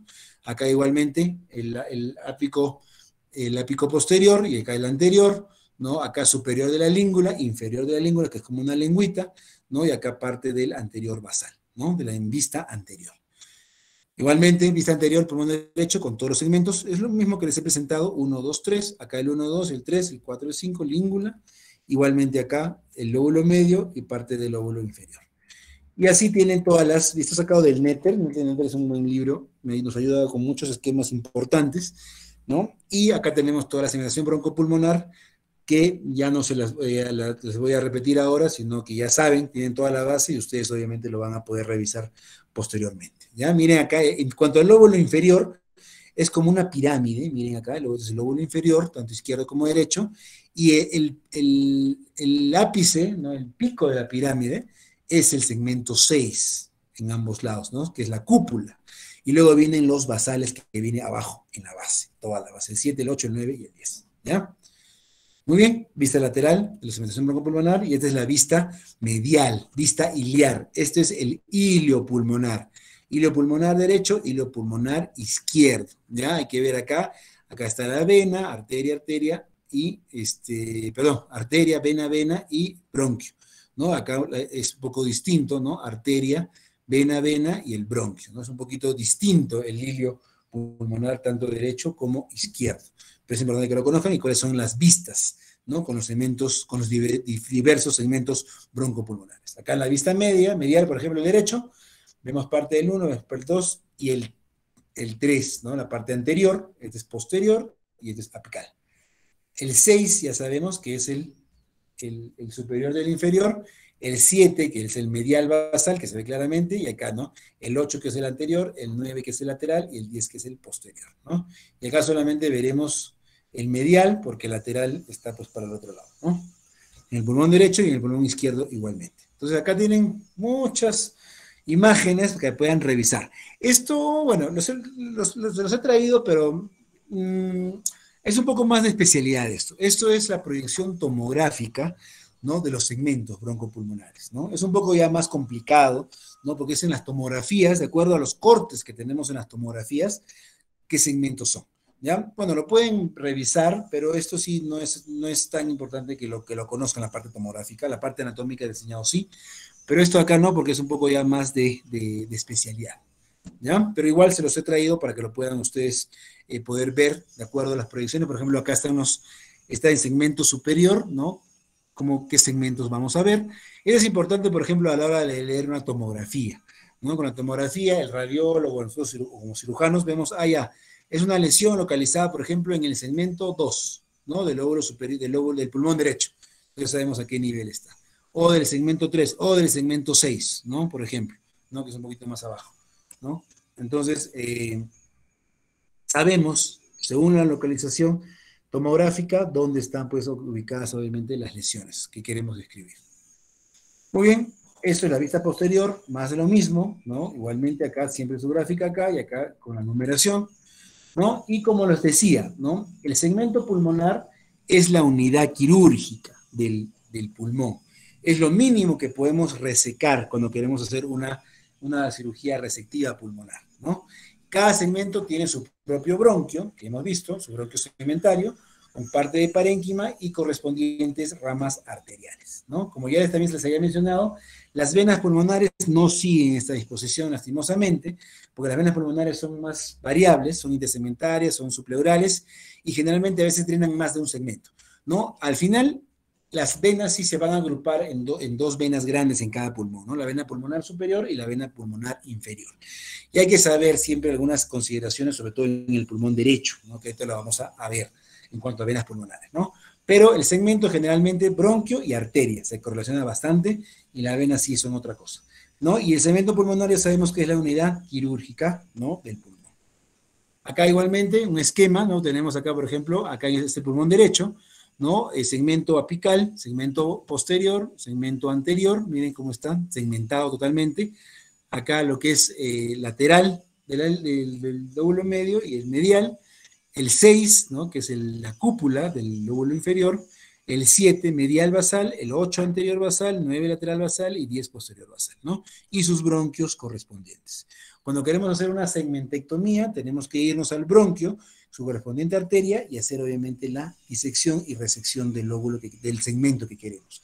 Y si queremos hacer obviamente una lobectomía, que se puede decir más sencillo, ¿no? Hacemos pues obviamente, identificamos todos los segmentos arteriales y bronquiales de ese lóbulo y tenemos que hacer obviamente la ligadura correspondiente. De los vasos, en este caso por ejemplo de todos esos vasos, y el bronquio este nivel, y con eso completamos la lobectomía que queremos realizar. Muy bien. Ok, entonces,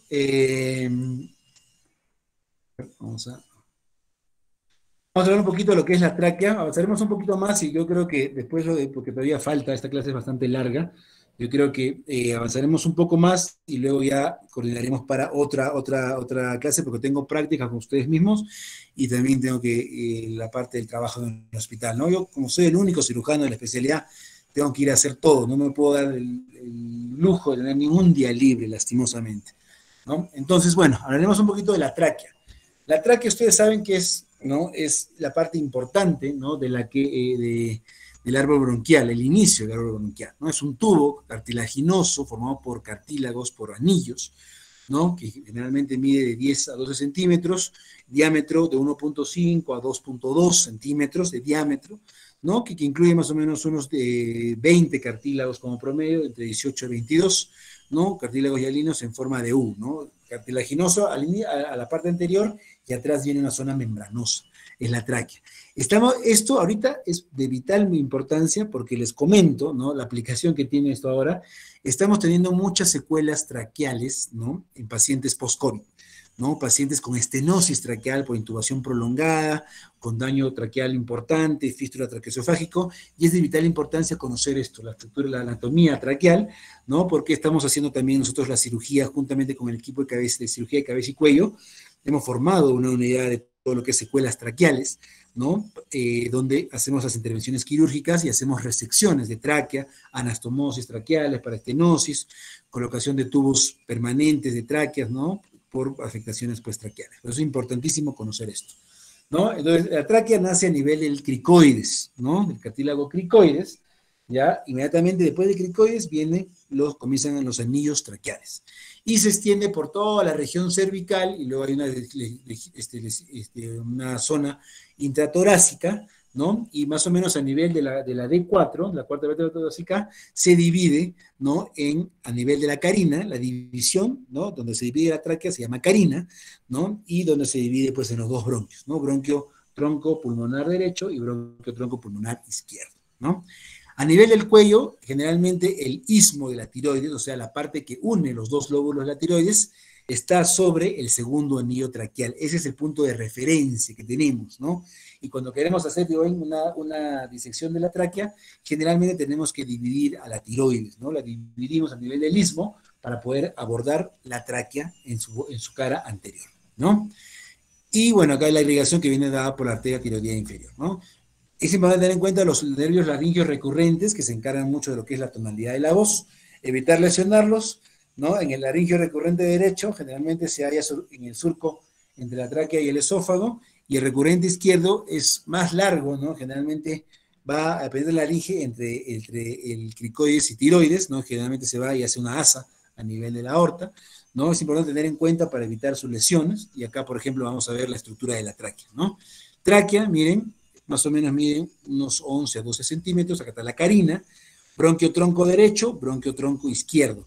Bronquio tronco derecho es mucho más vertical y por eso los cuerpos extraños que uno puede ingerir a nivel de la vía aérea se van mucho más al bronquio tronco derecho, ¿no? Que el izquierdo. Y acá está un corte transversal de la tráquea, miren más o menos el diámetro, son unos 2 centímetros, ¿no? Esta parte es cartilaginosa, son cartílagos, y esta parte es la membranosa, ¿no? Cuando hacemos, por ejemplo, la anastomosis, hay que tener mucho cuidado, sobre todo hacer la anastomosis, coser acá a este nivel, ¿no? La parte posterior, que nos tiene que dar buen soporte, ¿no? Para evitar cualquier fuga de aire, ¿no? Porque si no hacemos un cierre hermético de la parte posterior, va a haber fuga aérea a nivel de la tráquea, ¿no? Acá también, igualmente, miren, cartílago cricoides, inmediatamente los anillos traqueales. Primero, segundo, tercero, cuarto, acá hasta más o menos 20avo, y acá la carina, con las dos divisiones. Acá está abierta la tráquea y la parte posterior, que es la parte membranosa. ¿Ok? Acá las relaciones que tenemos en la tráquea, la vena innominada es una estructura muy importante, porque, y la tocamos, ¿eh? Yo les digo que todas las cirugías que hacemos de tráquea, tocamos la vena innominada. Tenemos que tener mucho cuidado porque cruza por delante la porción intratorácica de la tráquea.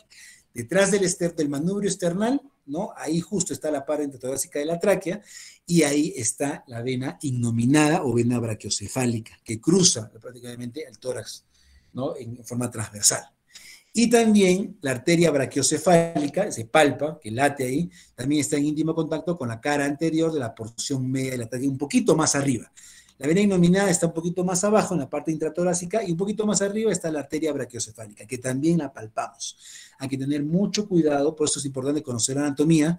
Tenemos que tener para no lesionarla, ¿no? Porque si no sabemos, acá está la tráquea, comenzamos a disecar, ¡pum! Inmediatamente puede haber una lesión, ¿no? Por eso tenemos que conocer dónde pasa para evitar justamente lesiones, en este caso, de los vasos brachiocefálicos y vena innominada, ¿no?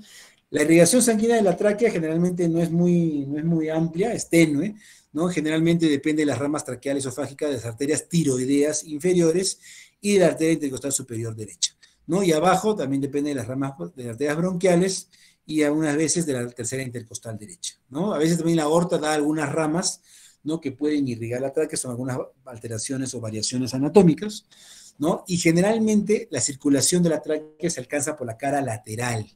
Por eso debe evitarse, como menciona acá en amarillo, evitarse la disección circunferencial, ¿no? O sea, no podemos hacer una disección total de la tráquea, sino generalmente respetar la parte hacemos una disección anterior, posterior, pero respetando siempre la cara lateral, porque por ahí va la circulación. Si secamos totalmente la tráquea a esos niveles, la dejamos obviamente desvitalizada y podemos provocar, si hay una anastomosis, una fístula, porque un tejido que no está bien irrigado tranquilamente nos puede hacer una fístula. Muy bien, acá está la tráquea, lo que les comentaba. Miren, acá está la tráquea, ¿no? Acá está, este es el tronco arterial brachiocefálico. Ya es lo que les decía, la arteria brachiocefálica está en la cara anterior, tercio medio de la tráquea por la parte de adelante. Y la vena viene un poquito más abajo, más o menos a este nivel viene la vena innominada o brachiocefálica. Acá están los laringios, están un poco alejados de la tráquea, ¿no? Pues están en la parte lateral. Por eso, mucho cuidado al disecar la parte lateral de la tráquea. Viene acá, hay estructuras nerviosas y también estructuras vasculares importantes, ¿no? Acá está el tiroides, el istmo, con el segundo anillo traqueal. Cuando queremos hacer un abordaje acá, tenemos que dividir acá y luego al momento de cerrar se vuelve a coser, se sutura nuevamente la glándula tiroides, ¿no? Para evitar que haya un sangrado, pero se corta este nivel, el istmo, la tiroides, para entrar a un abordaje anterior de la tráquea, ¿no? Esas son las relaciones. Esto ya es intratorácico, ¿no? Hasta acá más o menos, acá está el manubrio esternal, ¿no? Esto ya está intratorácico, ¿no? Este es el esófago, que está también en la parte posterior de la tráquea, ¿no? ¿Cómo abordamos? Y hay que tener mucho cuidado cuando disecamos la tráquea, la parte posterior, que no vayamos a lesionar el esófago, que está en la parte posterior. Es importante esta gráfica porque tenemos de vital importancia todas las relaciones anatómicas que tenemos en el nivel de la vía aérea superior, que es el nivel traqueal. Muy bien, y los bronquios, a ver, quiero ver. Bueno, ¿saben qué, chicos? Creo que lo vamos a dejar acá, ¿no? Ya lo son, todavía nos falta casi la mitad de la clase, ¿ya? Eh, ¿Me están escuchando? Sí, doctor, le estamos escuchando. Lo dejamos acá, por favor, y no sé si mañana, a ver, convérsenos, por favor, porque miren, acá por lo menos es una hora más de clase, ¿no? Y de verdad el tiempo yo sé que nos está apremiando. Por eso esta primera clase prefería hacerla en la tarde, para que tenga yo más tiempo, pero bueno, ni modo, hemos avanzado algo, ¿ya? Entonces lo dejamos acá y continuamos la siguiente. A ver si mañana, ¿ya? Mañana yo sé que es domingo, yo sé que a veces es un poco día familiar y todo, pero en la mañana a lo mejor encontrarnos igual como ahora, 7, 7:30, por favor, Juan Diego, lo coordinas con todos sus compañeros, ¿ya? Y me avisan, me confirman para terminar este tema de anatomía torácica y pulmonar, ¿ya? Porque todavía falta buena parte de la clase, ¿ya? Por favor. No sé si tienen alguna pregunta, alguna duda hasta el momento de lo que hemos conversado, de lo que hemos hablado.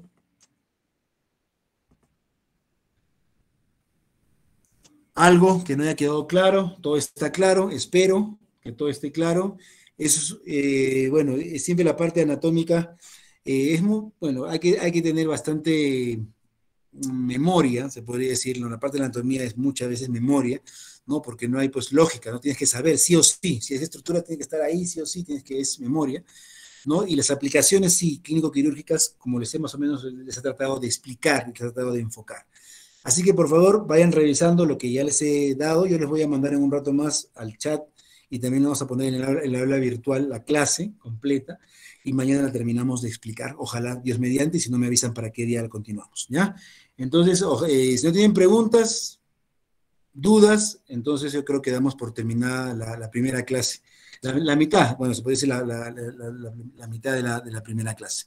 Ya, pero por favor lean, y siempre ya les he dicho, tienen el sílabo en la mano, de lo que vamos a conversar, traten de leer algo, porque siempre debe haber dudas, ¿no? O sea, ustedes, bueno, en general no preguntan mucho, ¿no? Todos, ¿no? Alguno que otro por ahí pregunta, pero yo creo que siempre debe haber algunas pequeñas dudas, ¿ya? Entonces, cuando tengan alguna duda, por favor, no la duden en hacer, en realizar. ¿Ya? Muy bien, chicos. Ok, entonces quedamos para la siguiente clase. Si es mañana, me confirman, por favor, a través de su delegado o a través del chat. Muy bien, quedamos entonces para la siguiente clase. Tengan ustedes buen día. Hasta luego. Gracias, Gracias, doctor. doctor. Gracias, Gracias. doctor. Buenos días. Doctor, buen día. Gracias, doctor. Buen día. Ok, hasta luego.